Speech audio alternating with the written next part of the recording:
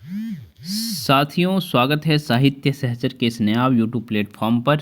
आप गूगल पर टाइप करिए विनोद कुमार शुक्ल और आपको कई खबर मिलने लगेगा। ये देखिए, हिंदी कवि कथाकार विनोद कुमार शुक्ल को मिलेगा ज्ञानपीठ पुरस्कार। विनोद कुमार शुक्ल को ज्ञानपीठ पुरस्कार और ऐसे ही कई खबर आपको देखने को मिल सकता है। हालांकि इसमें बहुत ज़्यादा अपडेटेड नहीं है, पर दो खबर, एक तो सीजे खबर, सीजे मतलब छत्तीसगढ़, और दैनिक भास्कर इनको बहुत अच्छे से कवर किया है। तो मैं दैनिक भास्कर का दिखाना इसीलिए पसंद करूंगा क्योंकि मैं देख रहा था कि ये काफ़ी अच्छे से कवर दिया है इसको। ओके, तो देख लेते हैं। तो ये देखिए कि छत्तीसगढ़ के पहले साहित्यकार हैं जिनको यह पुरस्कार दिया गया है। ओके, और नौकर की कमीज पर फिल्म भी, नौकर की कमीज जिनका उपन्यास है तो उस पर एक फिल्म भी बनाया है मनी कौल ने, तो वो भी ध्यान रख सकते हैं और इनका डिटेल आपको पता होना चाहिए। ओके, तो थोड़ा सा देख लीजिए। 1937 में जन्मे हैं राजनांदगांव, और ये छत्तीसगढ़ में है, ये आप ध्यान रखेंगे। और 1971 ईस्वी में इनका पहला कविता संग्रह आई है, कह सकते हैं अभिषेक जय हिंद। तो ये आप याद रख सकते हैं। थोड़ा सा और आगे बढ़ेंगे तो उपन्यास यहाँ देख सकते हैं इनका, यहाँ आपको दिख रहा होगा उपन्यास। ओके, नौकर की कमीज, खिलेगा तो देखेंगे।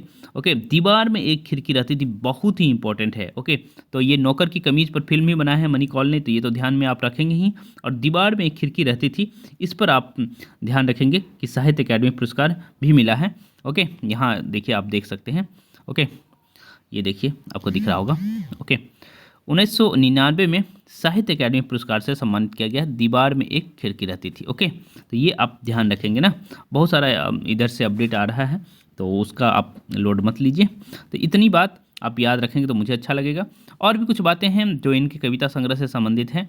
ओके, तो वो हम देखेंगे। हाँ, ये देखिए, यहाँ आपको दिख रहा होगा, ये देखिए, लगभग जय हिंद, वह आदमी चला गया नया कोट पहनकर विचार की तरह, सब कुछ होना बचा रहेगा अतिरिक्त नहीं। इंपॉर्टेंट है कविता से लंबी कविता।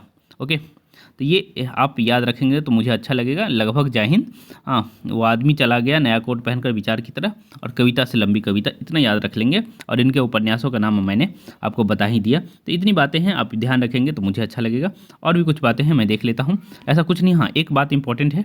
ओके, देखिए, एक तो केदारनाथ सिंह को 2013 में साहित्य अकादमी पुरस्कार मिला था हिंदी साहित्य के क्षेत्र में। और दूसरी तरफ और आगे बढ़ेंगे तो यहाँ आप देख पा रहे होंगे 2017 में कृष्णा सोबती जी को साहित्य अकादमी ज्ञानपीठ पुरस्कार दिया गया था 2017 में ही। 2017 में ही नहीं, 2017 में कृष्णा सोबती जी को दिया गया है।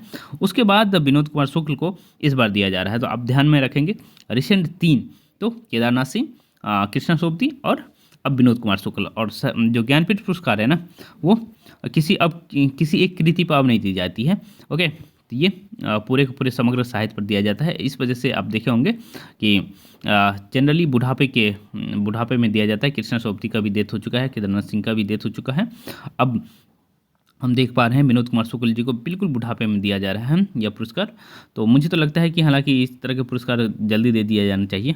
ओके, ये एलिजिबिलिटी क्राइटेरिया फिक्स कर देना चाहिए कि 50 साल हो गया तो उसमें से हम, तो क्योंकि इसका फ़ायदा होगा ना साहित्यकारों को। ऐसे आप पूरे बुढ़ापे में देंगे तो फिर क्या मतलब है। खैर, जो भी है, आलोचनात्मक बातें एक तरफ, इनके पुरस्कार को सेलिब्रेट कीजिए आप लोग।